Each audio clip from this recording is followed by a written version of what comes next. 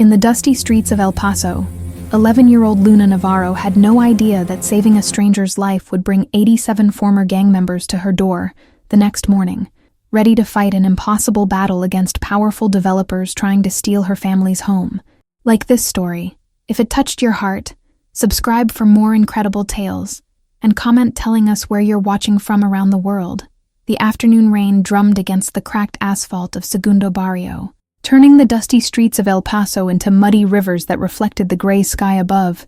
11-year-old Luna Navarro clutched her torn backpack tighter as she navigated the uneven sidewalk, her worn sneakers splashing through puddles that had formed in the broken concrete. The smell of wet earth mixed with exhaust fumes from passing cars, their headlights cutting through the dim light of the storm. Luna paused at the intersection, watching the traffic light flicker between amber and red. It had been broken for months. Like so many things in her neighborhood, cars honked impatiently as drivers guessed when to go, their engines revving against the steady patter of rain on metal roofs. That's when she saw him. Derek Salazar stood at the opposite corner, his shoulders hunched against the cold drizzle, a delivery bag slung across his chest. Luna knew him only as the quiet man from apartment 3B, who always nodded politely when their paths crossed. His dark hair was plastered to his forehead, and he seemed lost in thought as he stepped into the crosswalk. The sedan came from nowhere, or maybe Derek simply hadn't seen it through the rain-blurred windshield. The driver was texting, oblivious to the broken traffic signal. Accelerating through what should have been a red light, Luna's heart stopped. Time seemed to slow as she watched the car barrel toward Derek, who remained unaware of the approaching danger. Without thinking, her small legs pumped against the slick pavement. Her mother's voice echoed in her head. "Mija, always help when you can," as she launched herself into the street. "Watch out!" she screamed, her voice barely audible above the rain and traffic. She reached Derek just as the car's horn blared. Her small hands pushed against his arm with surprising force, sending him stumbling backward toward the curb. But Luna's momentum carried her forward, and her feet slipped on the wet asphalt. The world tilted sideways as her head struck the ground with a hollow thud that seemed to echo through her skull. Everything went soft and blurry. Voices became distant murmurs, like sounds heard underwater. Through her half-closed eyes, Luna saw faces appearing, neighbors she recognized, some concerned, others wearing expressions of suspicion as they looked between her and Derek. "What happened here?" demanded Mrs. Rodriguez from the corner market, her arms crossed as she glared at Derek. "That girl saved his life," whispered an elderly man with kind eyes, kneeling beside Luna. "Brave little thing." But other voices carried different tones. "Trouble follows that one," muttered someone Luna couldn't see. Poor child got mixed up in his problems. Derek's face appeared in her field of vision, his dark eyes filled with worry and something else. Guilt, perhaps, or fear. His hands hovered near her but didn't touch, as if he were afraid of making things worse.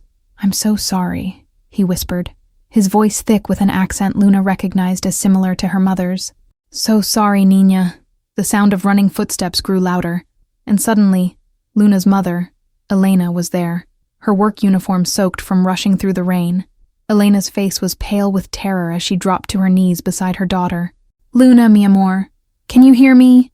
Elena's voice cracked as she gently touched Luna's cheek. In the distance, sirens began to wail, an ambulance cutting through the El Paso traffic, the sound mixed with the rain and the murmur of gathering neighbors, some offering help, others shaking their heads and whispering about bad luck and the kind of trouble that seemed to follow certain people. Luna tried to focus on her mother's face, but everything kept sliding in and out of clarity. The smell of gasoline from the nearby car mixed with the clean scent of rain, and she could taste something metallic in her mouth. Fear, maybe, or the aftermath of adrenaline. As consciousness flickered in and out like a faulty streetlight, Luna heard Derek's quiet voice one more time. She didn't deserve this. None of this. The ambulance lights painted the wet street in rotating shades of red and blue, and Luna felt herself being lifted onto something soft and warm. Through the blur, she saw Derek standing alone on the sidewalk, his figure growing smaller as the ambulance pulled away, taking her toward answers she didn't know she would need. The general hospital emergency room buzzed with harsh fluorescent lights that made everything look pale and cold. The smell of disinfectant couldn't quite mask the underlying odors of coffee, fear, and too many people in too small a space.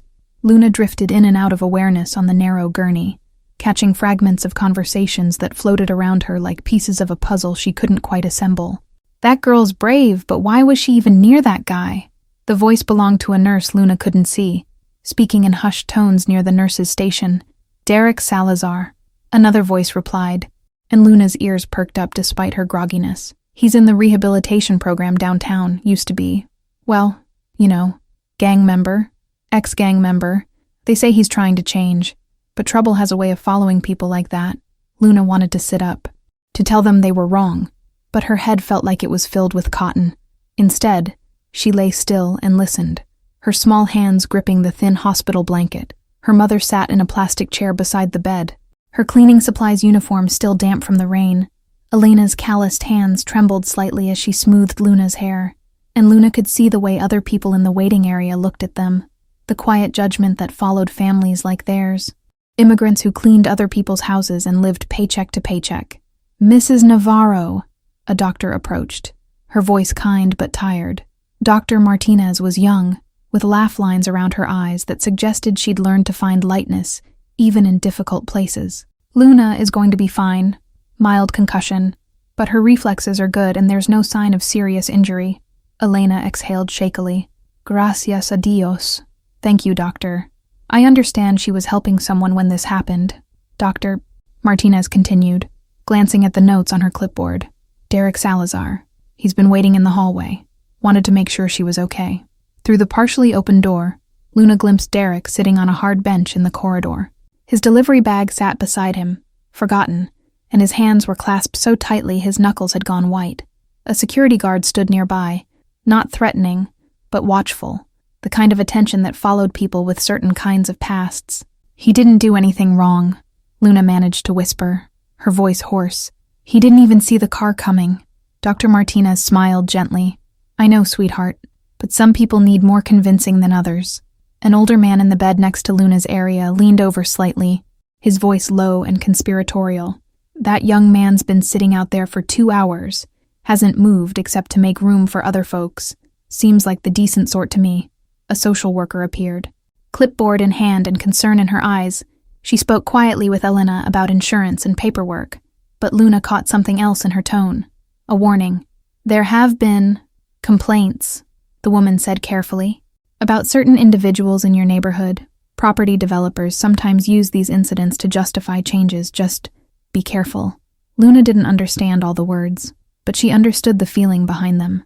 The same feeling she got when landlords visited their apartment building with measuring tape and calculating expressions. A young male nurse, barely out of school, approached Luna's bed with a juice box and a gentle smile. Heard you're quite the hero, he said quietly. Standing up for someone takes guts, especially when other people don't understand. He needed help, Luna said simply, accepting the juice with grateful hands. Sometimes the people who need help most are the ones everyone's afraid to help, the nurse replied, and something in his voice suggested he'd been in Derek's position before, judged for a past that didn't define his present. Through the window, Luna could see the rain had stopped, but the gray clouds still hung heavy over El Paso. The hospital hummed with activity, phones ringing, pagers beeping, footsteps echoing down linoleum halls that had seen countless stories of pain and healing. Derek finally appeared in the doorway, hesitant and respectful. I just wanted to say thank you, he told Elena quietly. And I'm sorry. She shouldn't have gotten hurt because of me.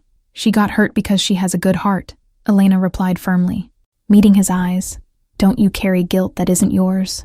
Luna watched the exchange and felt something shift in the sterile hospital air, a recognition between two people who understood what it meant to be unfairly judged, to carry burdens that weren't entirely their own. As Derek turned to leave, Luna called out softly, Senor Derek. When he looked back, she added, My papa always said good people recognize other good people. Derek's eyes filled with something Luna had never seen before, gratitude mixed with a pain so deep it seemed to echo in the hospital's fluorescent-lit corridors. The evening sun cast long shadows across the dirt road as Luna and her mother returned home from the hospital. The smell of dust mixed with cooking beans and tortillas from neighboring houses, familiar scents that usually brought comfort. But today, something felt wrong the moment they approached their small wooden house. 3 men sat in their living room, Luna's breath caught in her throat.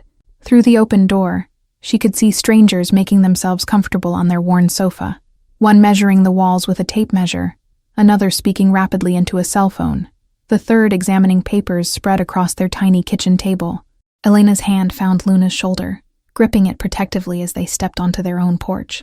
The screen door that usually stuck now hung slightly ajar, as if these men had forced it open without caring about the damage. "Excuse me," Elena said, her voice carefully controlled despite the tremor Luna could hear underneath. "This is our home." The man with the phone looked up, his expensive suit incongruous against their modest furniture. "Not anymore," he said with casual cruelty, gesturing to the papers on the table. "Property's been sold, auction, all legal." Luna stared at the documents covered in official-looking seals and complex language she couldn't understand. The man measuring walls paused to wipe his hands on a silk handkerchief, his nose wrinkling as he looked around their small living space. "Honestly, I'm surprised anyone's been living here," he commented to his colleague. "Foundation's probably shot. Electrical's probably code violations. We're doing the neighborhood a favor, really." "A favor?" Elena's voice rose slightly before she caught herself. Luna could see her mother's hands shaking. Not with fear, but with anger. "Economic development," the third man explained, not looking up from his paperwork. "This whole area's being revitalized. Condominiums, shopping center, proper security. These old houses, well, they attract certain elements." Luna knew he meant people like them. People like Derek. People who didn't have enough money to matter. Through the thin walls, Luna could hear their neighbors gathering. Mrs. Rodriguez's voice mixing with others as word spread about the strange cars parked on their street. Some voices sounded frightened, others angry, but Luna caught something else in the mix. Resignation. As if many of their neighbors had been expecting this. "You have 3 days, the suit-wearing man said, folding the papers and sliding them into a briefcase that probably cost more than Luna's family made in a month. "Clean out whatever you want to keep. Don't worry about cleaning. The whole place is coming down anyway." As the 3 men filed past them, Luna caught fragments of their conversation. "Property values will triple once we clear out the undesirable elements. Police reports show increased incidents in this area. Perfect for the demographic we're targeting."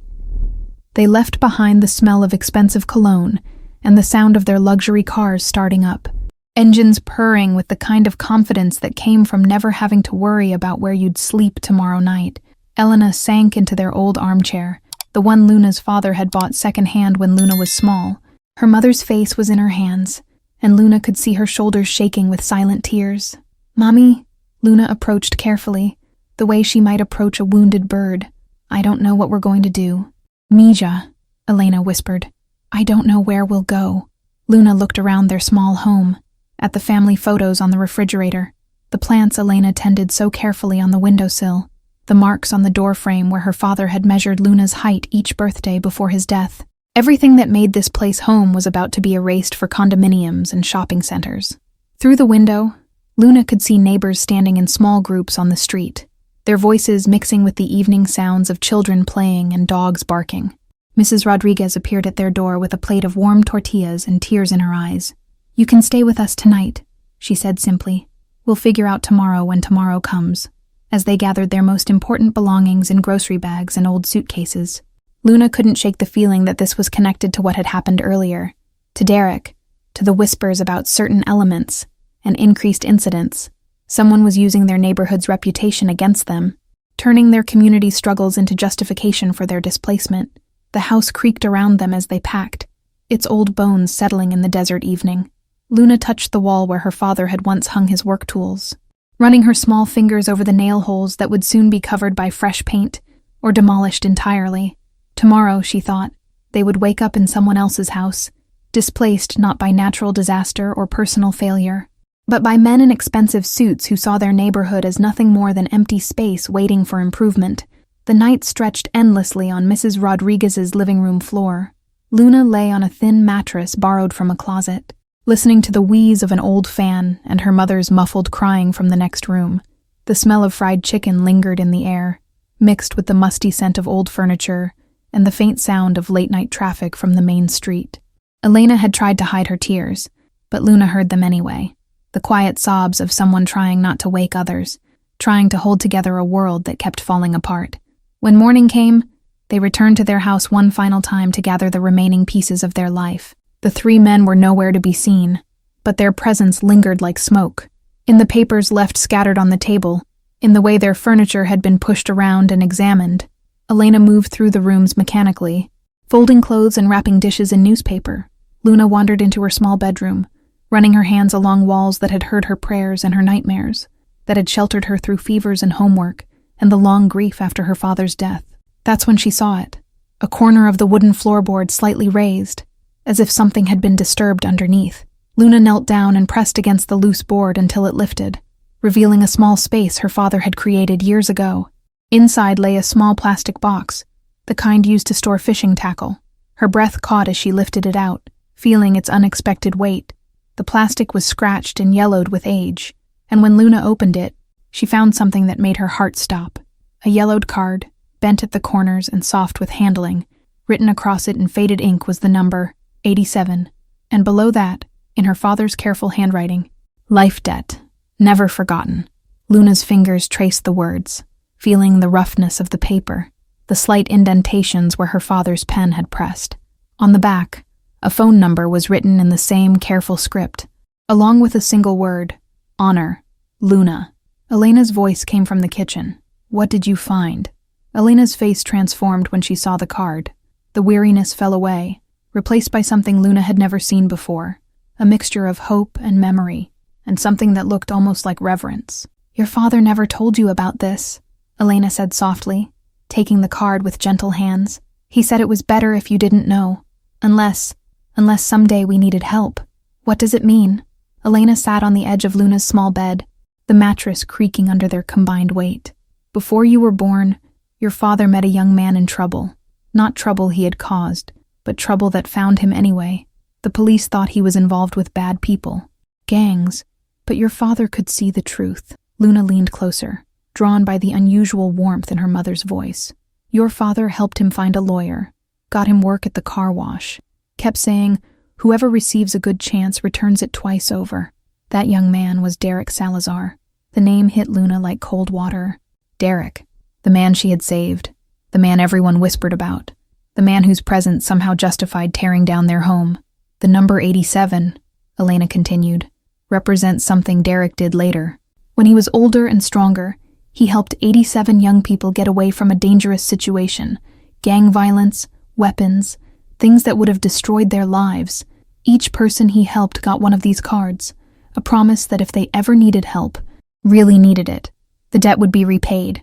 Luna stared at the card, understanding flooding through her like sunrise, and Papa kept it. He said Derek was the kind of person who would keep his promises, even years later, even if it was dangerous.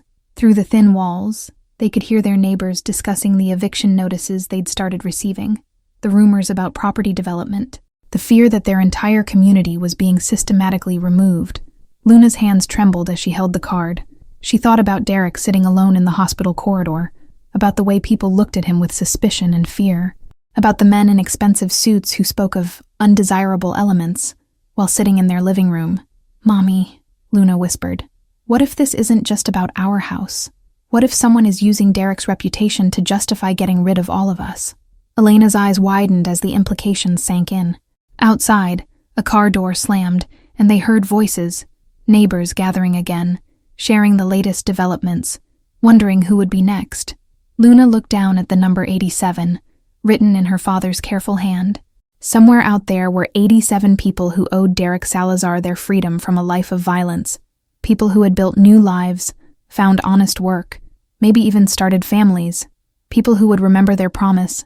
Luna stood up, the card clutched in her small fist, and walked toward the old phone hanging in the kitchen. Her mother followed, understanding flickering in her dark eyes. Are you sure, Misha? Luna nodded, thinking of Derek's face in the hospital, of her father's belief in second chances, of Mrs. Rodriguez offering them shelter without question. Some debts, she realized, were meant to be called in, not for money or favors, but for justice. The payphone stood at the corner where their dirt road met the main avenue, its metal surface hot from the afternoon sun. Luna's palm was slick with sweat as she fumbled with the quarters Elena had given her, each coin clinking into the slot with finality. Around them, El Paso hummed with life. Food trucks serving tacos and burritos filled the air with the scent of grilled meat and onions, while cars rushed past in their eternal hurry toward destinations that seemed more certain than Luna's own future. The sounds felt both familiar and distant, as if she were watching her own life from outside her body. Luna's fingers shook as she dialed the number from the back of the card. Each digit felt significant, like she was unlocking a door she'd never be able to close again. The phone rang once, twice. On the third ring, a rough voice answered with a simple, "Yeah, is this?" Luna's voice cracked. She cleared her throat and tried again. "I'm looking for someone who knew Manuel Navarro." Silence. Not the silence of an empty line, but the heavy silence of someone holding their breath. "Who's asking?" The voice was careful now, alert. "His daughter, Luna. I have something that belonged to him. Something with the number 87. The silence stretched longer this time, and Luna could hear background noise, the sound of machinery, maybe a workshop or garage. When the voice returned, it was completely different, softer, filled with something that might have been respect or recognition. "Where are you, Niña?" "El Paso, Segundo Barrio." "Our house. Someone's trying to take our house." "Your address." Luna rattled off their street address, her voice gaining strength as she spoke. Something in the man's tone made her feel less alone, as if her father's influence was reaching across years to help her.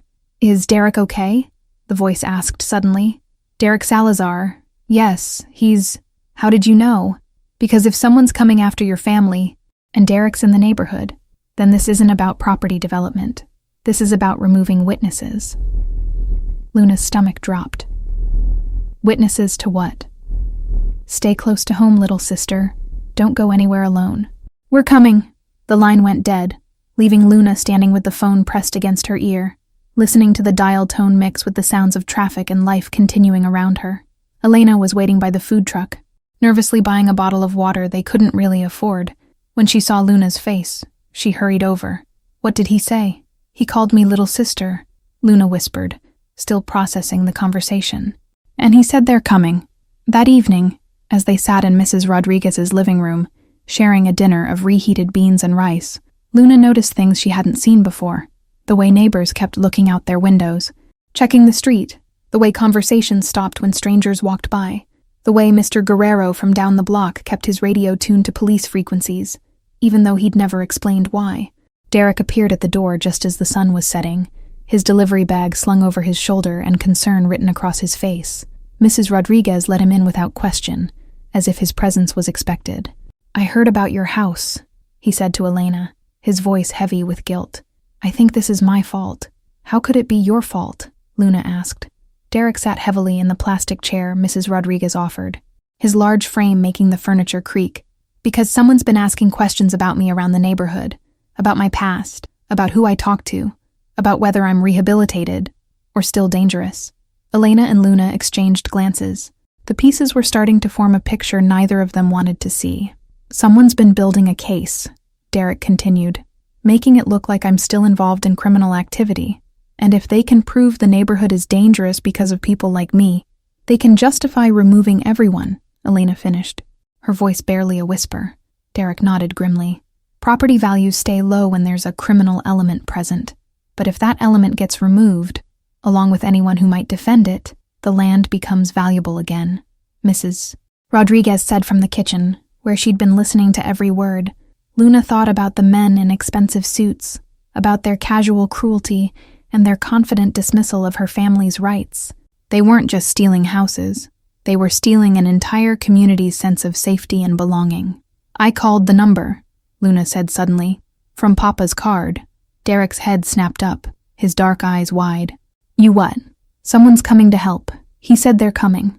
Derek stared at her for a long moment, emotions playing across his face like weather patterns. Surprise, fear, hope, and something else. Gratitude, maybe, or recognition of a debt about to be repaid. Outside, night was falling over Segundo Barrio.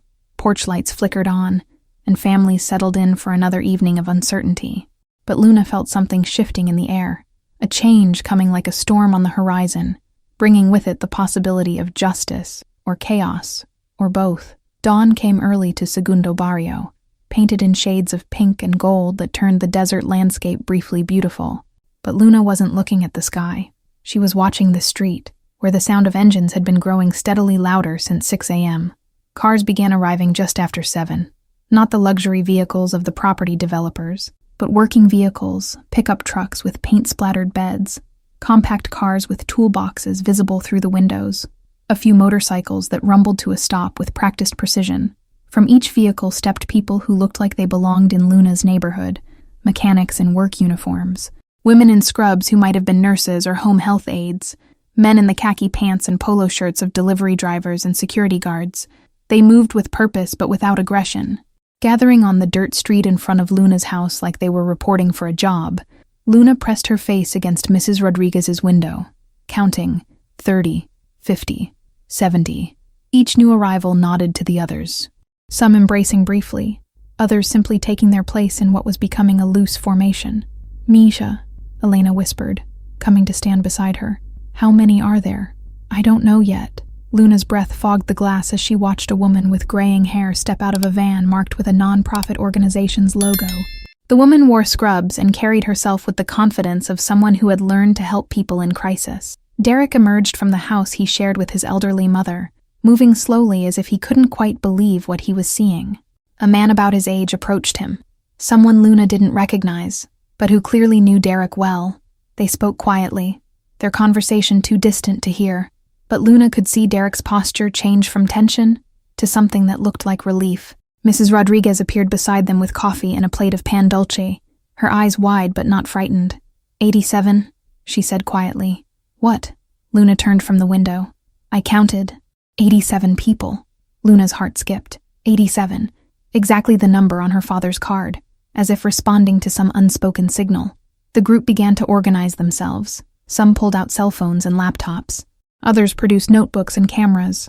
A few approached neighbors who had emerged from their houses, speaking in low, respectful tones.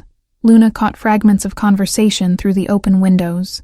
Documentary evidence, property law violations, community rights organization. These weren't people planning violence or confrontation. They were people planning to use the law, to build a case, to protect rather than attack. A young man who looked like he might have been a paralegal or law student approached Derek with a thick folder. "We've been working on this since your call came in," Luna heard him say. "The property transfers don't follow legal procedure, multiple violations of tenant rights laws." An older woman in a housekeeper's uniform joined their conversation, her voice carrying the authority of experience. "I clean offices in that law firm downtown, been keeping copies of interesting paperwork." She tapped a manila envelope tucked under her arm. "Amazing what people leave lying around when they think the cleaning lady can't read." Luna watched Derek's face transform as he realized the scope of what was happening. These weren't just people repaying a debt. They were a network, connected by shared experience and common purpose. A man wearing a mechanic's coveralls approached the house where Luna was staying. "Mrs. Rodriguez went to the door, and Luna heard him introduce himself. "Ma'am, I'm Carlos. Used to run with some bad people, but Derek helped me get out before I did something that would have ruined my life. Heard there's some folks trying to intimidate your neighbors. We're here to make sure that doesn't happen." "What are you going to do?" Mrs. Rodriguez asked. "Nothing illegal, ma'am. Just document everything. Make sure proper procedures are followed. Help folks know their rights.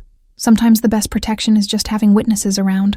Luna looked out at the street, now lined with vehicles and filled with people who moved with the quiet efficiency of those who had learned to solve problems without creating new ones. Some were setting up what looked like a legal aid station under a portable canopy. Others were distributing flyers, probably information about tenant rights and legal resources. A food truck arrived, not one of the usual vendors, but something organized by the group. The smell of fresh coffee and breakfast burritos began to fill the air, and Luna realized that these people had come prepared to stay. "Mommy," Luna whispered. "This is really happening." Elena squeezed her daughter's shoulder, her eyes bright with tears. "Your father would be so proud." Outside, Derek stood in the middle of the street, surrounded by 87 people whose lives he had touched years ago. But he wasn't the center of attention. They had moved beyond him, beyond the debt that brought them here, into something larger. They had become a community of protection, a shield of legal knowledge and moral authority that no amount of money or intimidation could easily break through. Luna touched her father's card through her pocket, feeling its worn edges. The debt was being repaid, but not in the way she had expected. It wasn't about owing or being owed anymore. It was about what people chose to do when they had the power to help. The transformation of Segundo Barrio began with information. By mid-morning, Mrs. Rodriguez's kitchen had become a command center, filled with the aroma of fresh coffee and the quiet intensity of people who knew how to work efficiently under pressure. Luna watched from the doorway as laptops appeared on the small dining table, their screens displaying property records, legal documents, and what looked like building permits. A woman with kind eyes and calloused hands, someone who introduced herself as Maria, a former gang member who now worked as a community paralegal, spread out printed maps of the neighborhood. "Look at this pattern," Maria said, pointing to highlighted areas on the map. 17 families received eviction notices in the past month, all in this specific zone. Her finger traced a boundary that encompassed exactly the area where a new shopping center would generate the most profit. A man Luna recognized as a mechanic from the group leaned over the maps, his work shirt bearing the logo of a downtown auto shop. "My cousin works for the city planning office, says there's been unusual pressure to fast-track certain permits, people calling in favors, pushing paperwork through without proper community input sessions." Derek sat quietly in the corner, occasionally answering questions about specific neighbors or local history, but mostly just listening. Luna could see the amazement in his eyes. These people had built lives, developed skills, created networks of mutual aid that went far beyond what he could have imagined when he helped them years ago. "The property seizures aren't random," Maria continued, pulling out a folder thick with photocopied documents. "There's a shell company buying properties through a law firm that specializes in what they call urban renewal." She made air quotes around the phrase, her voice heavy with sarcasm. Elena, who had been quietly listening while helping to serve coffee, suddenly spoke up. "The men who came to our house mentioned police reports, said there were increased incidents in our area."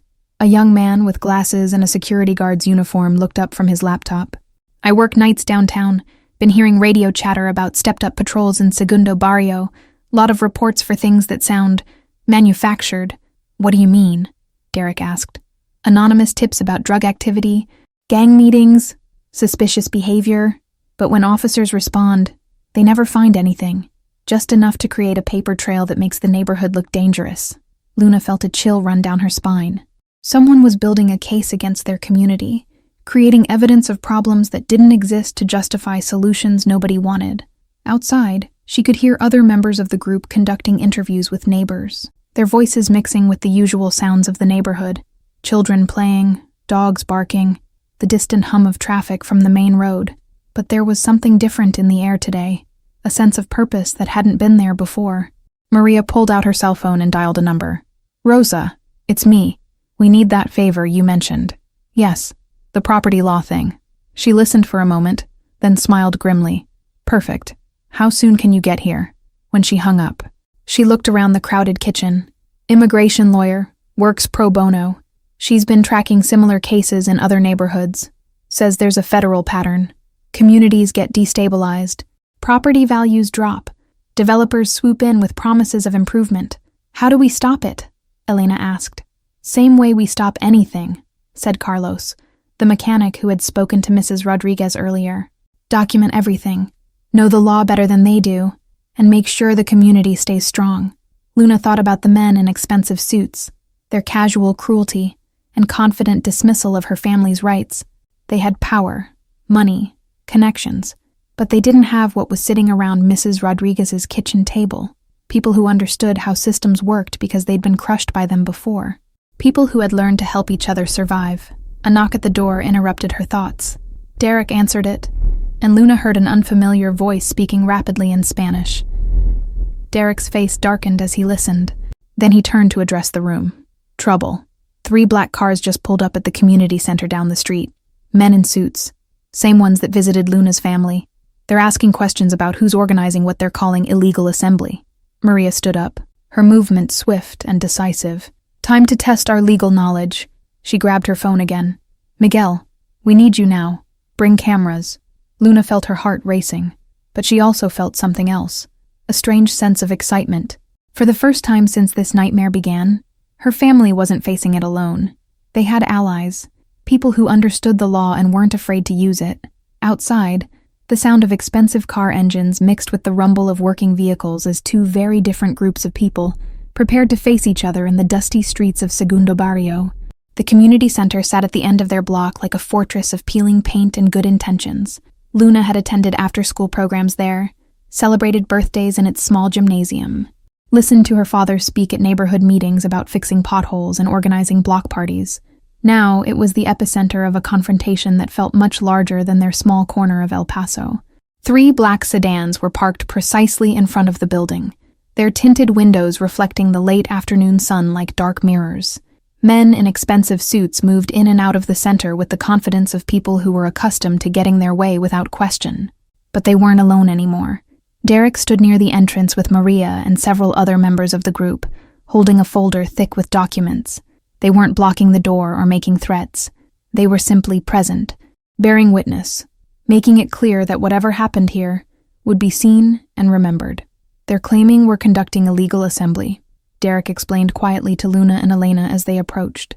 Saying we don't have permits for this kind of gathering, Maria smiled grimly.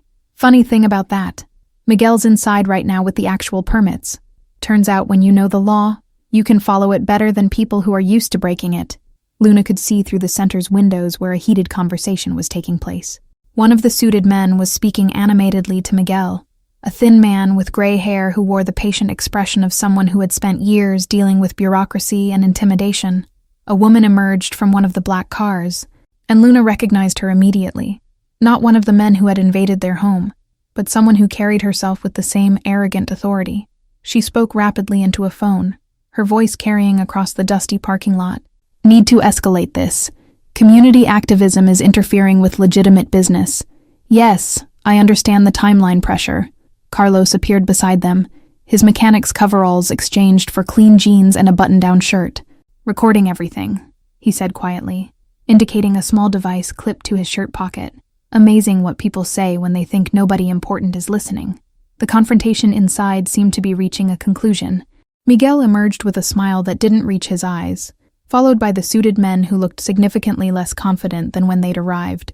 Gentlemen, Miguel called out loudly enough for everyone to hear. As I explained inside, this is a legally permitted community meeting focused on tenant rights education. Unless you have specific evidence of criminal activity, you're welcome to observe from public property, but you cannot interfere with lawful assembly.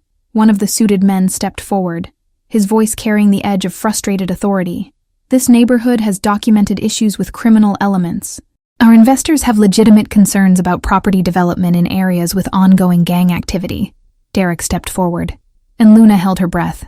This was the moment she'd been dreading, when Derek's past would be used against him. Against all of them. Sir? Derek said, his voice calm and clear.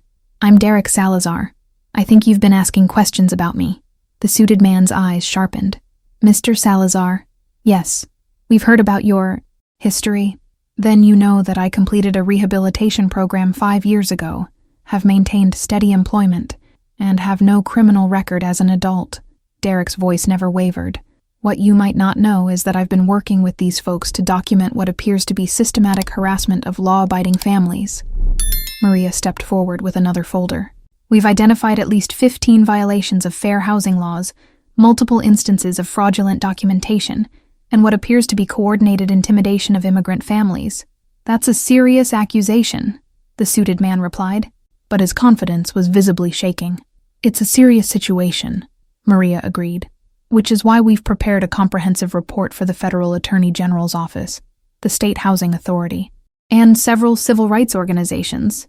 Luna watched the man's face change as he realized that the people he'd tried to intimidate knew more about the law than he'd expected. These weren't victims to be easily displaced. They were citizens who understood their rights and had the knowledge to defend them. An elderly woman Luna didn't recognize emerged from the community center, moving slowly but with dignity. She spoke to Derek in rapid Spanish, her voice carrying the authority of age and experience. What did she say? Luna whispered. Derek smiled, the first genuine smile Luna had seen from him since this ordeal began. She said her granddaughter is a federal prosecutor, and she's very interested in cases involving housing discrimination against immigrant communities. The suited man was already backing toward his car, phone pressed to his ear. Luna caught fragments of his conversation. More organized than we thought. Legal representation. Need to reassess, as the black sedans pulled away, leaving only dust and the lingering smell of expensive cologne. Luna felt something shift in her understanding of power. It wasn't just about money or threats or legal documents. It was about people who refused to be invisible, who stood together and used knowledge as their weapon. The sun was setting over Segundo Barrio, painting the community center's faded walls in shades of gold and pink. Tomorrow would bring new challenges. But tonight, for the first time in days, Luna felt like her community might actually win. The city council chambers had never seen a crowd like this. Luna sat in the front row between her mother and Derek, clutching her father's yellowed card so tightly that the edges had begun to soften under her sweaty palms. The large room buzzed with nervous energy. Families from Segundo Barrio mixed with lawyers, community organizers, and what looked like half the people who had gathered in their street that morning. Across the aisle, the property developers sat with their legal team, expensive briefcases arranged like armor around a long table.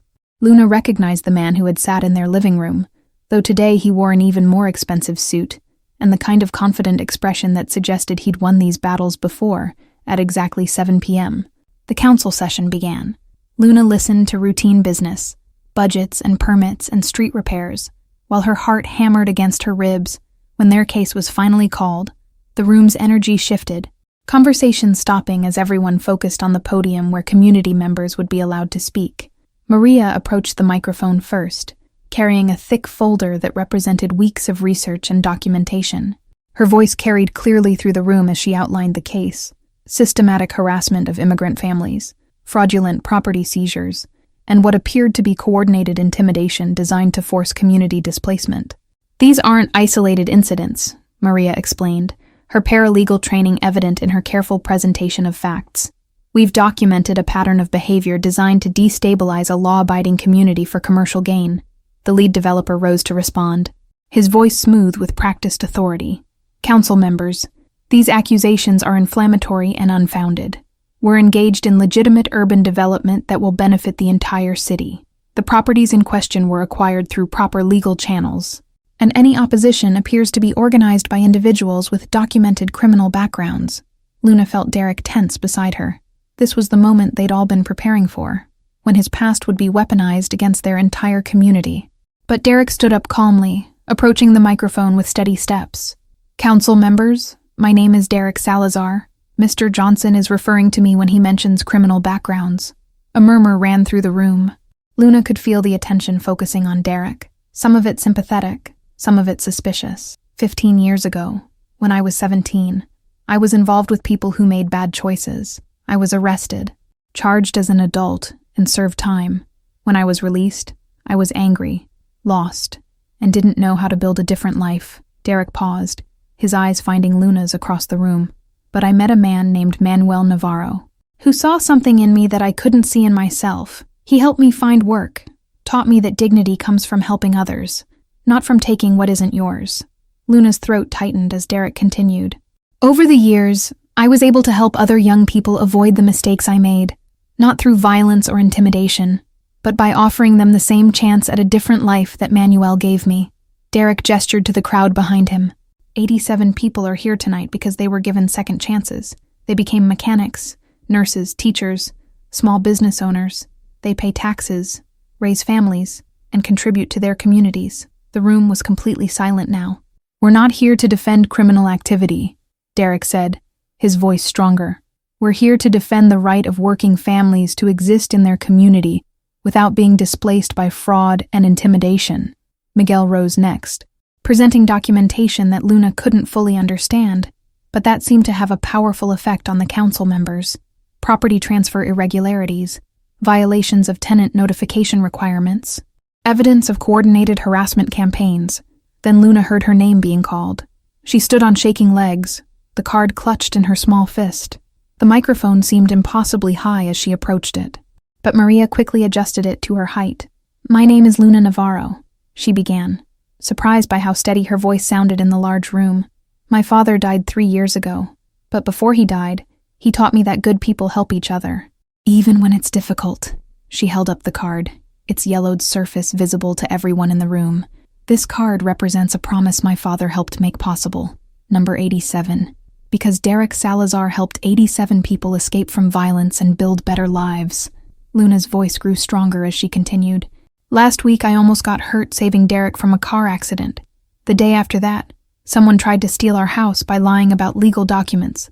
But this morning, 87 people came to our street, not to fight, but to help us understand our rights. She looked directly at the council members, her fear replaced by something that felt like her father's courage. Derek didn't ask them to come. I called them. Because sometimes when you're small and powerless, you need to remind the world that good people stick together. Luna returned to her seat as testimony continued, but she could feel something shifting in the room. The developers' confident expressions had been replaced by something that looked like concern. Council members were asking pointed questions about documentation and legal procedures. When the session finally ended after nearly 3 hours, the council voted unanimously to suspend all pending property transfers in Segundo Barrio, pending a full investigation by the county attorney's office, outside the chambers, as families celebrated and organizers planned next steps. Luna felt Derek's hand on her shoulder. "Your father would be proud," he said quietly. Luna looked up at him, then at the crowd of people who had become her community's shield. "I think he already knew this would happen. He just had faith that good people would be there when we needed them." 3 months later, the sound of hammers and laughter filled the morning air in Segundo Barrio. Luna sat on her front porch, their front porch, because the house belonged to her family again, watching Derek coordinate a work crew that seemed to include half the neighborhood and most of the 87 people who had become permanent fixtures in their community. The fraudulent property seizures had been overturned. The developers were facing federal charges for housing discrimination, and their lawyer was under investigation by the state bar. But more importantly, Segundo Barrio had discovered something about itself. It was stronger than anyone had imagined. Mrs. Rodriguez emerged from her house carrying a tray of fresh tamales for the workers, her face bright with the kind of joy that came from watching justice actually happen. The elderly woman, whose granddaughter was a federal prosecutor, had become the neighborhood's unofficial legal advisor, holding weekly sessions in the community center to help families understand their rights. Derek had quit his delivery job to become the full-time coordinator of what everyone now called the 87 Project, a community organization that helped formerly incarcerated individuals find work, housing, and support. The city had provided a small grant, but most of the funding came from the 87 members themselves, each contributing what they could to support others making similar transitions. "Luna," Carlos called from across the street, where he was installing new porch railings on a house that had been in danger of condemnation. "Come see if this color looks right." Luna jogged over, marveling at the transformation. The house that had been falling apart 6 months ago now gleamed with fresh paint, a warm yellow that Elena had chosen because it reminded her of sunshine. The repairs were professional quality, done by people who took pride in their work and wanted their community to reflect that pride. The morning mail brought something that made Luna's heart race, an official-looking envelope addressed to her. Inside was a letter from a scholarship fund she'd never heard of, offering full academic support through high school and college for students who had demonstrated exceptional courage and community advocacy. "Mommy," Luna called, running into the house where Elena was hanging freshly washed curtains. "Look at this." Elena read the letter twice, then sank into their old armchair, the one that somehow looked dignified now in their restored living room. "Mija, this is everything your father dreamed of for you." Through the window, Luna could see Derek approaching with something in his hands, a wooden frame containing the yellowed card with the number 87. He'd taken it to a friend who did custom framing, and now it looked like the precious artifact it had always been. "Where should we hang it?" he asked Elena, his voice respectful but warm. Elena pointed to the wall above their small dining table, where family photos and important documents belonged. As Derek carefully positioned the frame, Luna realized that her father's card had become something larger than a personal memento. It was a symbol of what happened when communities refused to abandon each other. Outside, someone had started playing guitar, and voices joined in singing, a mix of Spanish and English, old songs and new ones, creating the kind of music that happened when people felt safe enough to be joyful. Children ran between the work crews, and dogs wandered freely, investigating new smells and hoping for dropped snacks. Derek stepped back from the wall, admiring his work. "Perfect," he said, and Luna agreed. The card caught the afternoon light, its faded ink still visible after all these years. Luna touched it gently, thinking about the chain of kindness that had started with her father's willingness to help a young man everyone else feared, continued with Derek's determination to help others escape violence, and culminated in a community strong enough to defend itself through knowledge and solidarity rather than force. Maria appeared in their doorway, carrying official paperwork. "Federal investigations complete," she announced. 3 more neighborhoods in Texas and Arizona were being targeted by the same group. Our documentation helped shut down the entire operation. Elena embraced her, tears in her eyes. How many families did we help save? Over 200. Luna stepped outside, looking at the transformed street where children played safely, where neighbors knew each other's names, where the sounds of construction represented building up rather than tearing down. The 87 people who had answered her phone call had become permanent parts of their community's fabric, bringing skills, connections, and most importantly, the knowledge that second chances were worth protecting. Derek joined her on the porch, following her gaze across the busy street. "What are you thinking about?" "My papa," Luna replied. "I think he knew this would happen someday. Not exactly this, but something like it. He believed that good choices create more good choices, like ripples in water." Derek nodded, understanding. 87 ripples that turned into something bigger than any of us imagined. As evening approached and work crews began packing up their tools, Luna felt a deep sense of completion. Not an ending, but a transformation. The moment when a small act of courage became a community's foundation for something better. What would you share with someone facing their own impossible situation? Have you ever witnessed the power of community to protect what matters most? Would you like another story?